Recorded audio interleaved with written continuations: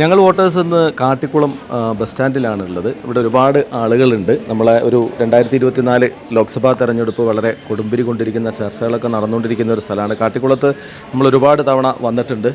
ഇക്ക എവിടെ സ്ഥലം? എവിടെ? എടിയാരക്കുന്ന് അല്ലേ? തെരഞ്ഞെടുപ്പൊക്കെ അല്ലേ? അതെ.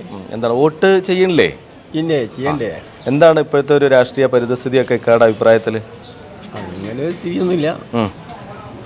എന്നാലും ആര് ജയിക്കും? നമുക്ക് പറയാൻ പറ്റില്ല. എന്നാലും ഇപ്പോഴത്തെ ഒരു അവസ്ഥയൊക്കെ എന്താണ്?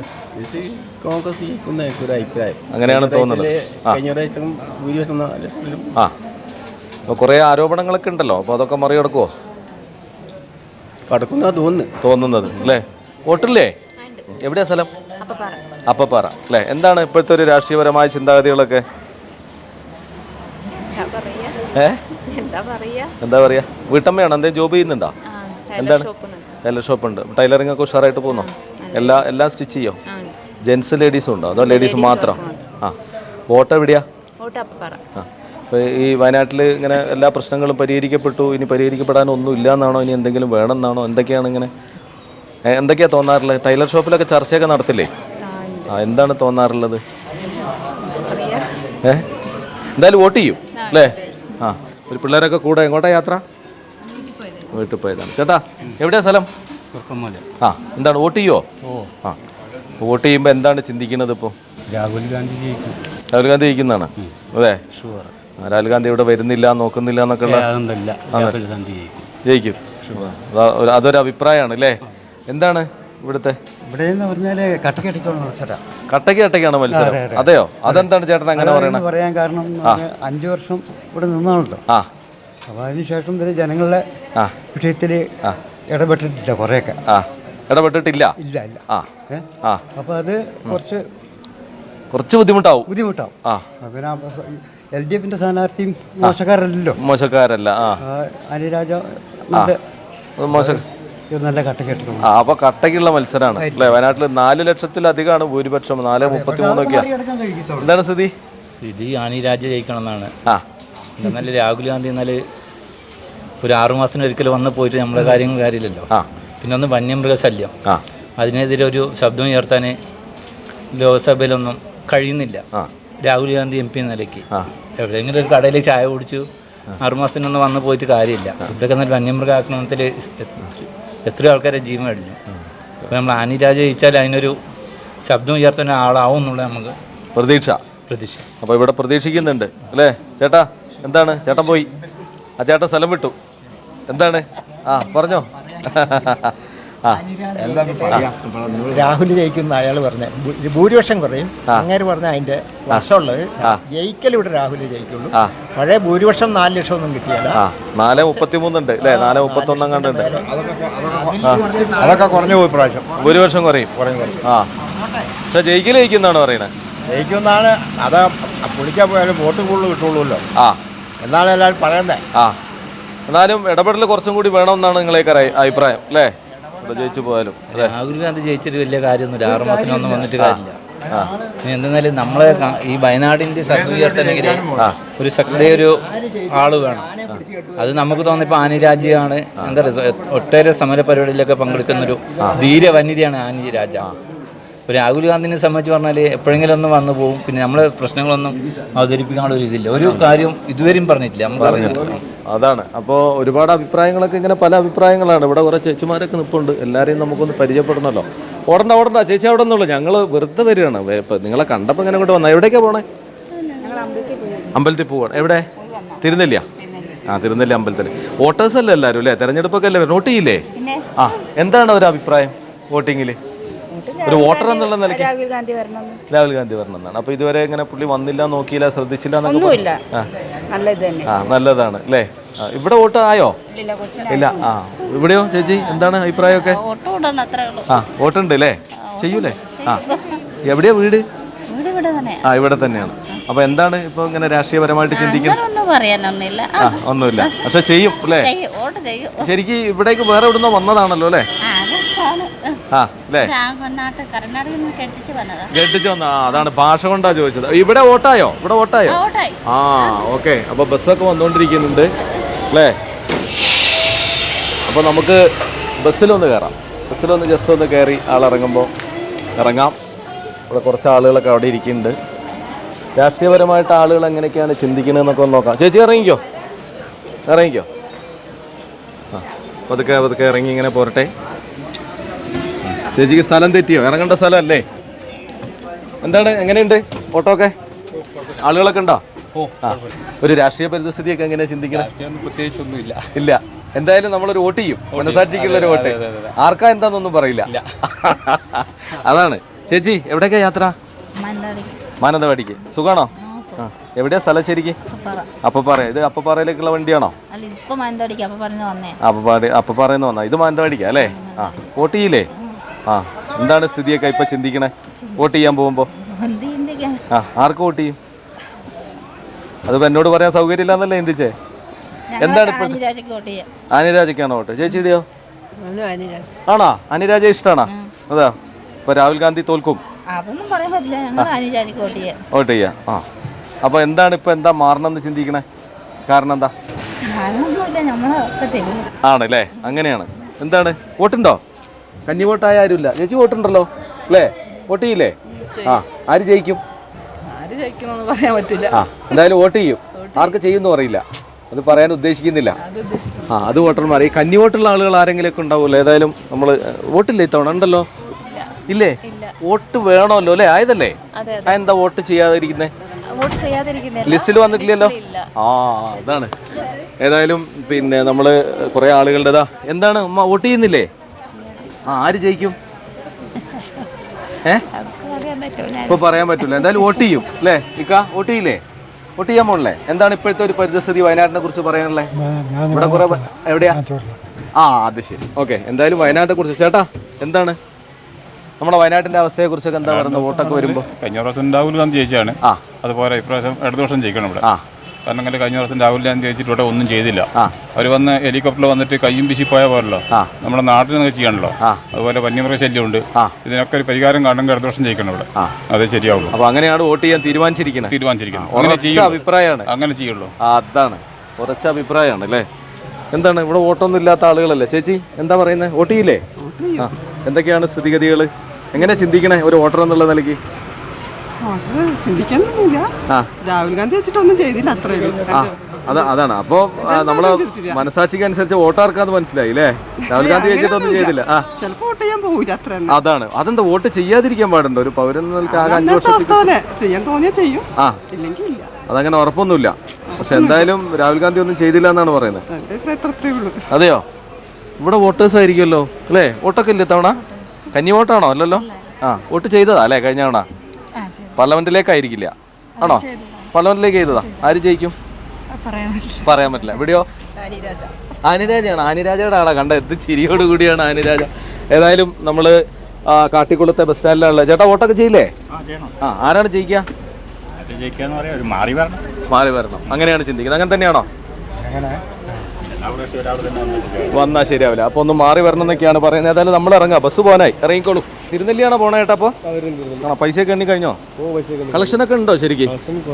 ആണോ? ആളുകൾ കുറവുണ്ട്. അപ്പൊ ചൂട് കാരണം ഉച്ചയ്ക്കുള്ള കുറവാണോ അതോ രാവിലെ വൈകിട്ടൊക്കെ അങ്ങനെ തന്നെയാണ്? പൊതുവെ ആള് കുറവുണ്ട്. അതെന്താ അങ്ങനെ? ഓ, അത് ശരി. അങ്ങനെയാ അല്ലേ? എന്താണ് വോട്ട് ചെയ്യണ്ടേ ഇനി? 26-ാം തീയതി ആര് ജയിക്കും? പറയാൻ പറ്റില്ല. ഞാൻ കമ്മ്യൂണിസ്റ്റുകാരനാണ്. ആ, അപ്പൊ ജയിക്കണമെന്ന് ആരാന്നുള്ളത് ഇപ്പൊ പിടുത്തം കിട്ടി. ആര് ജയിക്കണം? ആ, ആഗ്രഹം അല്ലേ? അപ്പോൾ വോട്ട് എന്തായാലും ചെയ്യും. ആ, നടക്കട്ടെ. അപ്പോൾ റൂട്ടിലുള്ള യാത്രയിലാണ്. ആ ആ അപ്പോൾ നമ്മളോട് കയറിക്കോളാൻ പറഞ്ഞാണ്. വാ കയറി വെക്കാലോ. എന്താണ് ഡ്രൈവർ സാർ വിശേഷമൊക്കെ? സുഖമാണോ? എങ്ങനെയുണ്ട് ഓട്ടോ ഒക്കെ? ഇല്ല, ഓട്ടം അല്ല, ആളൊക്കെ ലേശം കുറവായി ഇപ്രാവശ്യം. ചൂടായതുകൊണ്ടാ? ആണല്ലേ? ആ, തിരുനെല്ലി അമ്പലം വരെയാണോ നമ്മളെ യാത്ര? ആ, അപ്പോൾ അമ്പലത്തിലെ തിരക്കിലൊക്കെ നല്ല ഓട്ടം ഉണ്ടാവും അല്ലേ? നമ്മൾ വിഷുക്കണിയുടെ ഉണ്ട് അല്ലേ? കുഴപ്പമില്ല. വോട്ട് ചെയ്യില്ലേ? എന്താ ഒരു അഭിപ്രായം? ആര് ജയിക്കും? കോൺഗ്രസ് ജയിക്കും. ആ, അപ്പോൾ രാഹുൽ ഗാന്ധിയുടെ ആളാണ്. ചേട്ടാ എന്താണ് വിശേഷമൊക്കെ? സുഖമാണോ? എങ്ങോട്ടാണ് യാത്ര? കൊത്തുമില്ല. ആ അവിടെയാണോ വീട്? അല്ല, കല്യാണം അവിടെ, ഭാര്യ വീട് അവിടെ. ഓ ഭാര്യ വീട് അവിടെ. എന്താ കല്യാണം ഉണ്ടോ? കല്യാണം ആരുടെയാ? എൻ്റെ പേരക്കുട്ടീൻ്റെ. ആ ശരി, പേരക്കുട്ടീൻ്റെ കല്യാണത്തിന് പോവാണ്. ആ പുതിയ ഡ്രസ്സൊക്കെ ഷർട്ടൊക്കെ പുതിയതാണെന്ന് ഞാൻ വിശ്വസിക്കുന്നു അല്ലേ? വോട്ട് ചെയ്യില്ലേ? വോട്ട് ചെയ്യുന്നു. ആര് ജയിക്കും? മറ്റേ പിന്നെ രാഹുൽ ഗാന്ധി ജയിക്കുന്നാ പറയുന്നത്. ആ നമ്മൾ വോട്ട് ചെയ്യുന്നത് അല്ലേ? നമ്മൾ പിന്നെ വോട്ട് നമുക്ക് അങ്ങനെ ഉറപ്പിച്ച് പറയാൻ പറ്റില്ലല്ലോ അല്ലേ? പറയാൻ പറ്റില്ല. ആ ഏതായാലും പോവാനായോ സാറേ? ആ പോവാനായി. അപ്പോൾ ഏതായാലും അതാ നമുക്കുള്ള അവസരം തന്നു വോട്ടർമാരുടെ അഭിപ്രായം അറിയാനൊക്കെ. ചേട്ടാ എന്താ സ്ഥിതി, വോട്ട് ചെയ്യില്ലേ? പിന്നെ ആര് ജയിക്കും? ആരും തീരുമാനിച്ചിട്ടില്ല. ആരും തീരുമാനമായില്ല. എന്തായാലും വോട്ട് ചെയ്യും. ചേട്ടൻ ആർക്കാ വോട്ട് ചെയ്യാൻ തീരുമാനം? അങ്ങനെ പറയാൻ പറ്റില്ല. അത് പറയാൻ പറ്റില്ല, അതാണ്. ടൈലറിങ് കുറേ ആയോ? ഇതിപ്പോൾ പല സ്ഥലങ്ങളിലും നമ്മൾ പിന്നെ കുറേ വർഷങ്ങൾക്ക് മുമ്പൊക്കെ ഇങ്ങനെ ഷോപ്പിൻ്റെ മുന്നിൽ ഷോപ്പിൻ്റെ സൈഡിലൊക്കെ ടൈലറിങ് കണ്ടിട്ടുണ്ട്. പക്ഷെ ഇവിടെ ആദ്യമായിട്ടാണ് കുറേ കാലത്തിന് ശേഷം കാണുന്നത്. കുറേ ആയോ ഇവിടെ? 4 പേരുണ്ടായിരുന്നു. ആ 3 പേര് പോയി. ഇനി ചേട്ടൻ മാത്രമാണുള്ളത്. 40 വർഷമായി. എത്ര വർഷം? 40 വർഷം. 40 വർഷം. ചെറിയ കാലയളവല്ലല്ലോ അല്ലേ? ഇതേ തൊഴില് ഇവിടെ തന്നെയാണോ? അതായിരുന്നു ആദ്യ കട. കണ്ടില്ലേ? അത് ഇങ്ങോട്ട് മാറിയതാ. ഇതേ കട തന്നെ. അപ്പൊ ഈ 40 വർഷം താങ്കൾ ഇവിടെ തന്നെയാണ് ഈ കടയില്? ആ ഈ കടയുടെ ഓണർ ഉണ്ടോ ഇവിടെ? ഓണറല്ല, ഓണർ വന്നിട്ട് ഓണറിന്റെ ഭാര്യയുള്ള. ആ അത് ശരി. 40 വർഷമായിട്ട് ചേട്ടൻ ഇവിടെ ഉണ്ട്. ആഹാ, അതൊക്കെ വലിയൊരു കാര്യമാണത് അല്ലേ? ഒരു സ്ഥാപനത്തിൽ 40 വർഷം ഈ തൊഴിലിനോട് അത്ര ഇഷ്ടപ്പെട്ടു വന്നു, അതങ്ങനെ തുടരുന്നു. വേറൊന്നും മാറി ചിന്തിച്ചില്ല അതിനിടയ്ക്ക്? വേറൊന്നും ചിന്തിച്ചില്ല. ആ ഇപ്പൊ പഴയതുപോലെ എങ്ങനെയാണ് സ്റ്റിച്ചിങ് വരുന്നുണ്ടോ അതോ ഷേപ്പ് ചെയ്യാന് ആൾട്ടർ ഇപ്പോൾ കൂടുതൽ വരുന്നത്? അല്ലാണ്ട് നമുക്ക് നമ്മൾ പഴയ ആളായതുകൊണ്ട് നമുക്ക് പഴയ ആൾക്കാർ ഈ ചേട്ടൻ തന്നെ ഒരു ഷർട്ട് വന്നിട്ട് ഇരിക്കുകയാണ്. കുറെ കാലമായിട്ടുള്ള ആളാണ് ഇവിടെ, പഴയ സുഹൃത്താണ്. അപ്പോൾ അത് വട്ടം വെക്കാൻ കൊടുത്തിട്ടുണ്ട്. ആ വട്ടം വെക്കാൻ ആൾ ദൂരം പോയി അതിനുവേണ്ടി കാത്തിരിക്കുകയാണ്. ഓ അപ്പൊ ഇതൊക്കെ ഇപ്പോഴും ഉണ്ട് നമ്മുടെ നാട്ടില്. 40 വർഷമായിട്ട് ഒരു ചേട്ടന് വേണ്ടി ഇരിക്കണ്ടേ? ഞങ്ങൾ ഇറങ്ങിയത് മറ്റൊരു കാര്യമാണെങ്കിൽ അതോടൊപ്പം നിങ്ങളെ വിശേഷങ്ങളൊക്കെ അറിയാം. അപ്പൊ പെട്ടെന്ന് ഈ ഷോപ്പിന് മുന്നിൽ ഇങ്ങനെ ടൈലറിങ്ങിന് ഇരിക്കുന്ന കണ്ടപ്പം ഒരു കൗതുകം തോന്നി. കാരണം കുറെ കാലമായിട്ട് കാണുന്നത്. ഓക്കെ ആയി, ടൈലറിംഗ് ആയി. ചിലരിത് പണി വിട്ടു.